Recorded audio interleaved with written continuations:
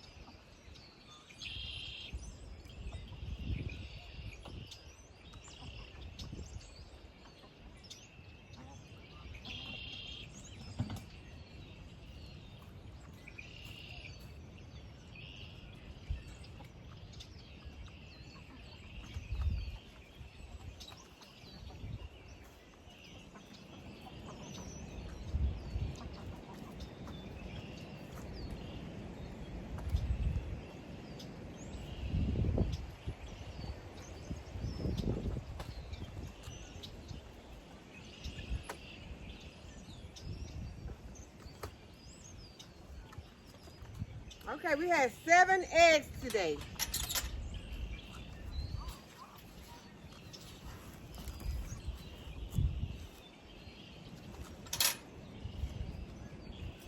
Y'all, it has warmed up so much, I'm having to take my shovel everywhere I go now. But this is what our eggs are looking like today. We've got a feather in there. So we got 7, so that was good.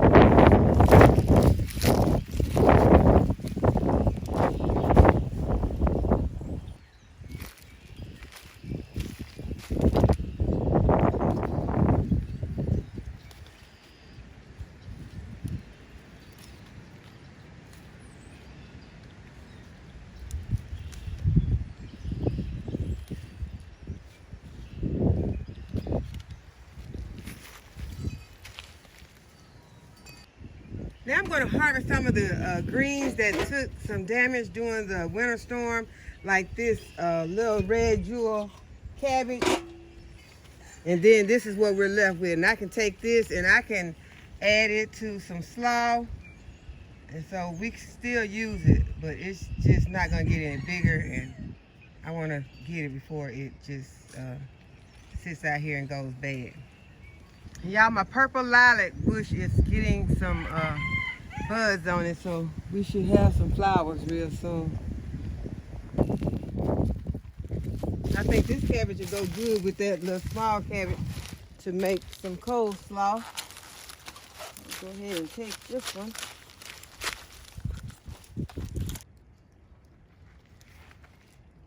Y'all, I had to get this turnip green right here. It has a bottom on it, and it is covering some of my other plants, and I want to go ahead and harvest this one.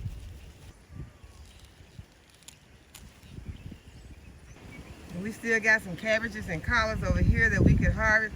I had initially planned to get the collard greens today and cook some of those to can, but now I think that I've gotten enough stuff that I can go in and can, and I'll come back and get some more later. But we want to make sure that we're planting enough and leaving enough in the garden so that we don't never have to experience what is called a hunger gap, and that's the time when there is nothing in the garden to harvest and you just you know, trying to eat what you have canned or something like that. We want to always have something in our gardens that we can come out and harvest and make a meal for our families, even if it's in the early spring or late winter.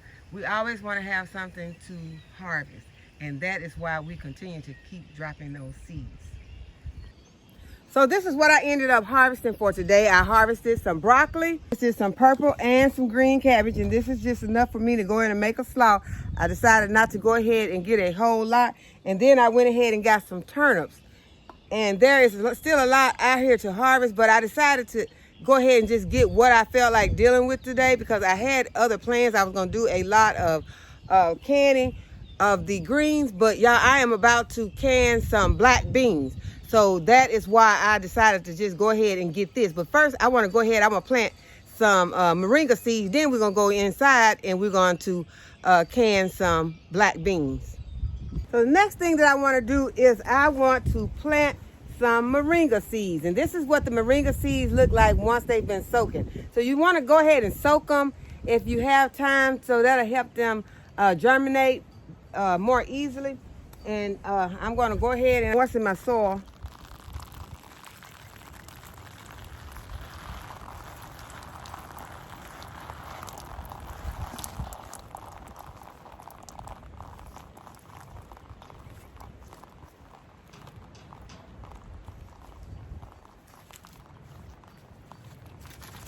Okay, so I've moistened my soil.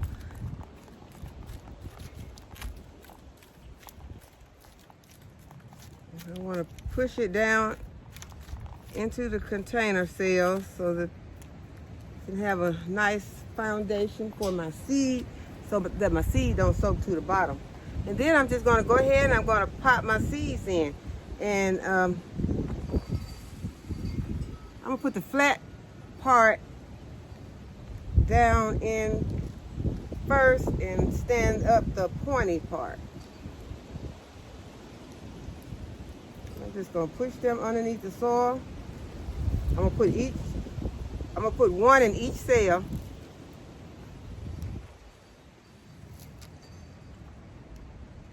And you can eat these moringa seeds. Every part of the moringa tree is edible. And for anyone who has never planted moringa before, it is a plant that it will grow so fast. And as I said, it has a lot of benefits to help your body. So if you have not known anything about moringa, go ahead and do your research on moringa and see if it's something you might want to plant. But as I stated, it does grow fast. It grows so fast and so good, and you will have a tree before the season is over, and the tree will be as tall or taller than you are. So I urge you to plant it and to use the fruits that will come from it. You will be able to harvest the leaves. You can make salves, oils, hair oils. You can use it on your face. Go ahead and just do the research on it to see all the benefits of moringa and decide if that's something you want to grow in your garden. So now I'm going to harvest some of this loofah. And I bought a little case out here to put it in. This is a case that some of the screws were in for my raised bed. And I'm just going to break it open and try not to lose any seeds when I break it open.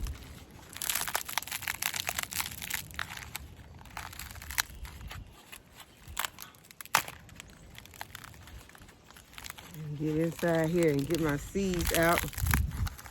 I forgot it's not real easy to break open. I was thinking I was just gonna break it open, but it's not real easy to break open because this is a sponge.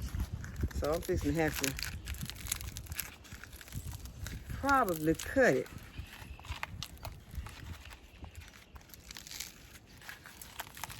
I only need about 12 seeds, but I don't know if it's gonna give it up easily.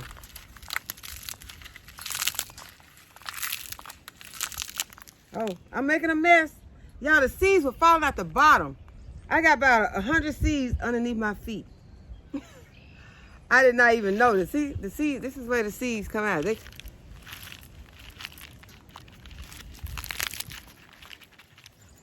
Okay, well, that was just another one of the bloopers, but I do have seeds. The ground has some seeds, and I do not want loofah growing all under here. So I'm gonna have to get down here and pick these up later. But right now, these are the loofah seeds. And they came out the bottom. So y'all, note to me and to you, get the loofah seeds at the bottom. Don't try to tear the loofah apart like this, because that was not cool. That was totally wrong.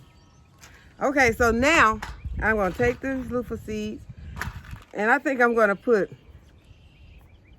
gonna put one in each because I don't need this many loofah seeds. I am going to use, because I still got some of those moringas, and I will be sharing my moringas. I'm just gonna push these loofah seeds in here underneath the soil. I have, I think a 6, yeah, it's a 6. It's a 6 tray. I was trying to make it be an 8. It's a 6 cell tray. So I'm gonna push 6 of these seeds underneath this soil. Put the rest of them into my little box here. And the rest of those on the ground, I don't know what I'm gonna be able to do with them because they're wet. Cause see, I've been watering under here. I'm gonna get a broom, I'm sweeping them up though. I'll decide where, I'll put them somewhere and let them dry out, but they cannot go in here with these because they're wet. And then I got my label right here.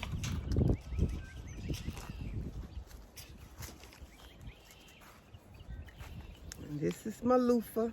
I'm gonna put the date on here.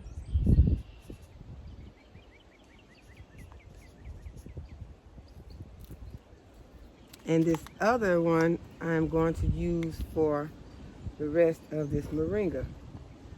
And I'm gonna plant them the same way I planted the other one, with the flat side down into the soil and the pointing part up.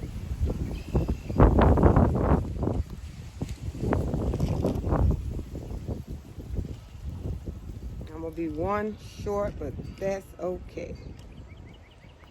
Okay, so then I'm gonna cover them with a little soil.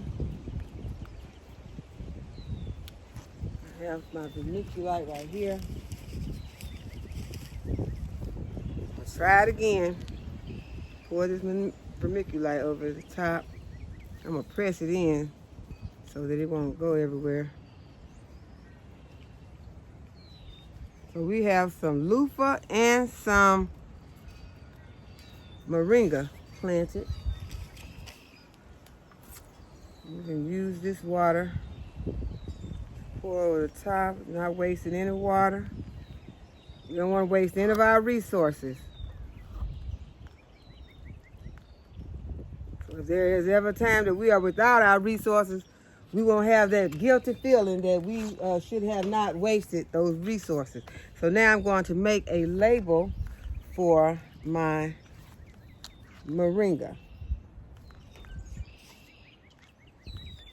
Since I made another tray of moringa. And that is one of the things that I want to also mention to you all, is that it is very important that you start your pantry. If you have not started your emergency pantry, it is very important to start the emergency pantry.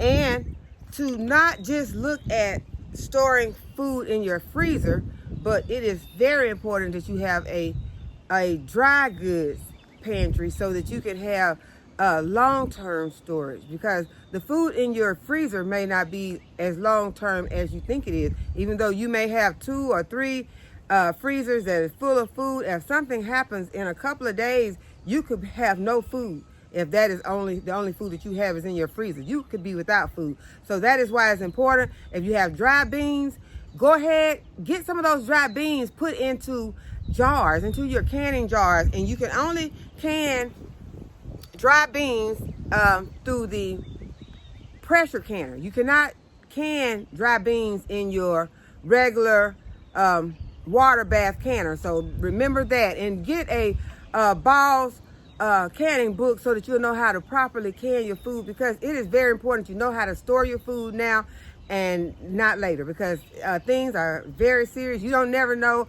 I don't want to try to scare anyone or anything like that, but you see things that are happening. Those things could be not just temporary, but they could become long-term. So you want to make sure that you're getting your pantry ready, getting your water ready, just in case of any sort of emergency, emergency where a person does not have a job and you need food or something like that. So not for anything catastrophic, but for in case something catastrophic does happen. So you want to go ahead and get your food, get your pantry, get your start prepping. Start looking at some different videos that teaches you how to prep. Things that are very important. Things how to keep warm on a day that you least expect it, when the weather just goes south. It just freezes, and because the weather is back and forth. So just because it's warm today doesn't mean it's going to be warm tomorrow, or it doesn't mean it's going to be warm this evening.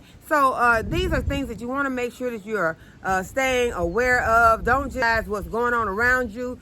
Start taking some precaution for you and your family so that you won't have to depend on someone else in case of an emergency. After I sort through my beans, pick out all the bad ones, I wash them real thoroughly, and then I put them in a bowl, cover them with water, and soak them in the refrigerator overnight.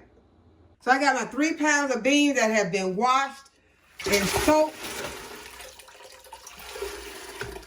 and I am going to put them into a pot, into a huge stock pot, so that they can cook.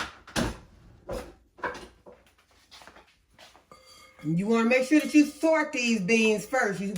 Before you wash them, you sort them out. Make sure there are no bad beans in there. And now I'm going to put them on the stove and cook them. Okay, so I've got my canner right here. This is my Presto digital pressure canner. You can only pressure can beans. You cannot use the water bath canner. Okay, I thought I was going to need 5 quart jars, but I am only going to be able to get 4, so I'm going to try to make a little more space in here with my debubbler. And I need to leave 1 inch headspace. So I got my little debubbler, and it has the measuring on here, and 1 inch will be right here. So I'm going to put this up here. So that means it's going to be right there at the top of this rim. So I'm going to debubble it. And you see when you debubble it, it does give you a little more space. Debubbling, you just push it down and you just getting the air out. And it'll give you more space so you'll be able to add more food. So you see, I'm ended up with a lot more space. So I will be able to get all these beans into these jars. But 3 pounds of beans makes 4 quarts. At least in these black beans it does. These are black beans, and I had them in my pantry, so I thought about I need to start getting some of these beans canned up just in case of emergency and I can't cook my beans. Then I've already got beans cooked in these jars, and I just open them up because I love black beans. Black beans go in so many different recipes in our house. One of my favorites is the black bean burger. Then taco soup. It's just a lot of them, and I want to make sure that I have some black beans on hand. So I am going to debubble it again because you know I still have to add my liquid, but I wanted to just get it down a little bit more so I can add my liquid, have room for my liquid. And now I'm adding my liquid. So what I got right here is my cup. Make sure I got all my beans out. I think I got all the beans out. And I am going to pour in some of this juice. Now at this point, if you want to add salt, you can add salt. You would add you some canning salt. I'm not adding salt.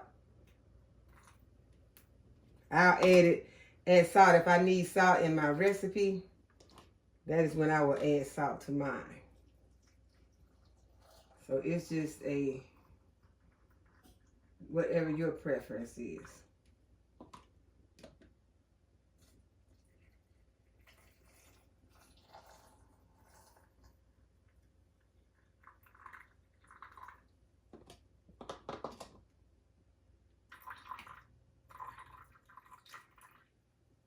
So we're wanting 1-inch headspace.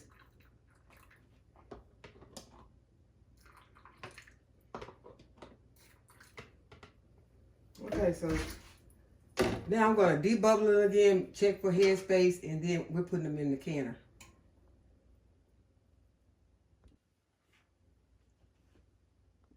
Okay, you all, I changed my mind. I went back, I put 1/4 teaspoon of canning salt because I just wanted a little flavor to them. So in case, I thought about it, in case of emergency and, you know, you don't want to have any unseasoned beans for everyone else. It tastes better if you already got a little bit of seasoning in them, you know, depending on the situation. So now I'm going to clean the top of these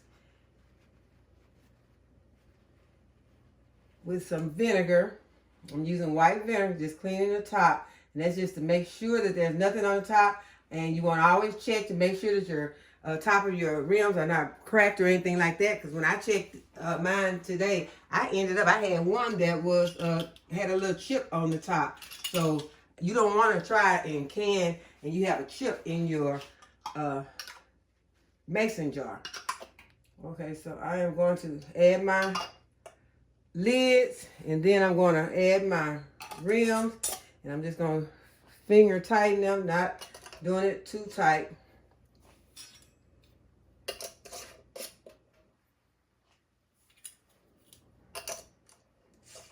And now I'm going to go ahead and plug in my canner because I have not plugged in my canner, and then I'll be back. Okay, when you get it on, it will start to blinking, and once it starts to blinking, I am going to go ahead and put my jars in. I'll make sure that the lids are tight enough, not too tight. I'm gonna be careful with the jars, not bumping against each other.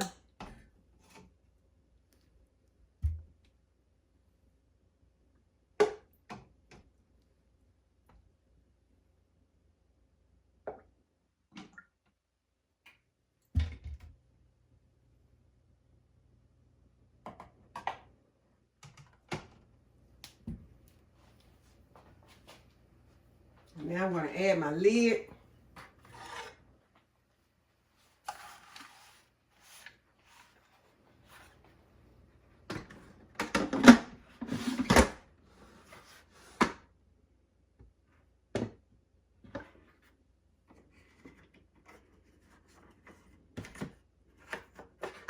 have to close down the lid, and this is the latch that you lock.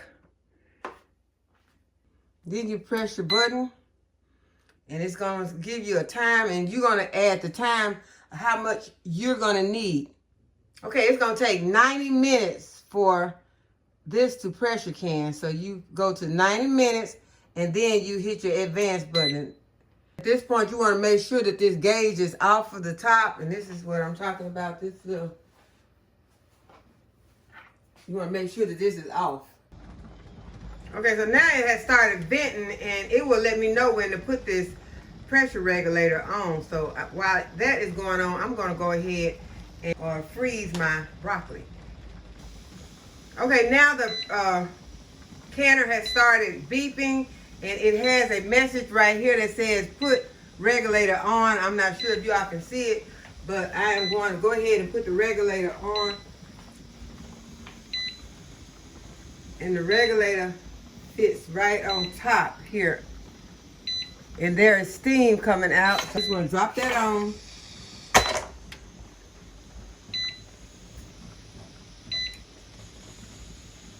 And now it is canning. And then I hit the advance button, and it starts the canning process, and it has it set at 90 minutes.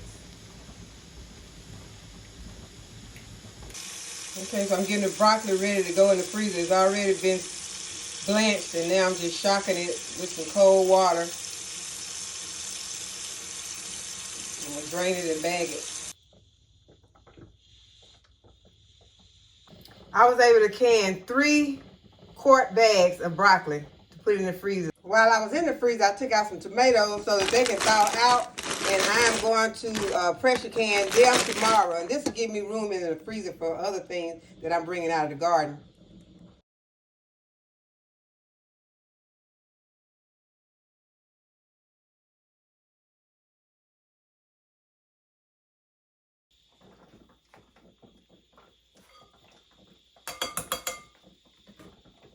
So I am going to try this red onion in my coleslaw. Y'all know I got to put a little bit of sugar in there with some white vinegar. And I am going to splash of the white vinegar. Let's get this red onion chopped up.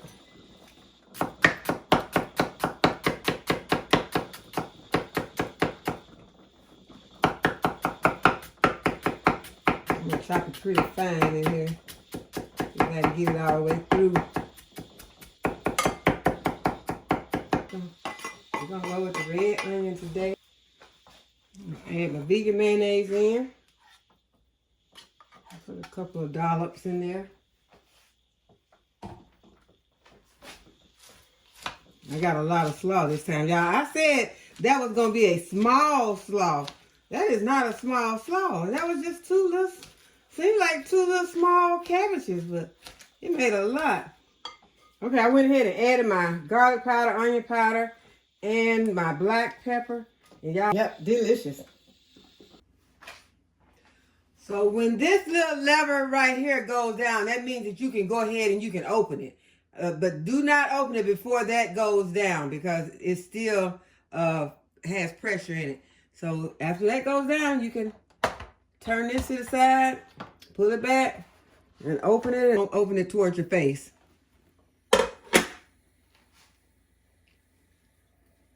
And then carefully remove your jars. Carefully and slowly, because it's still, the jars are hot and they're meeting the cold air that's in your home. If you've got air conditioner on, which I don't have air conditioning on today, but it's still cool in here.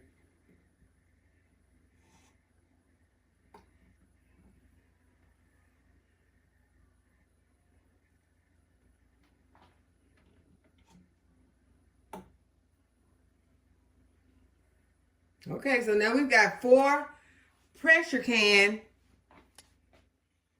quarts of black beans.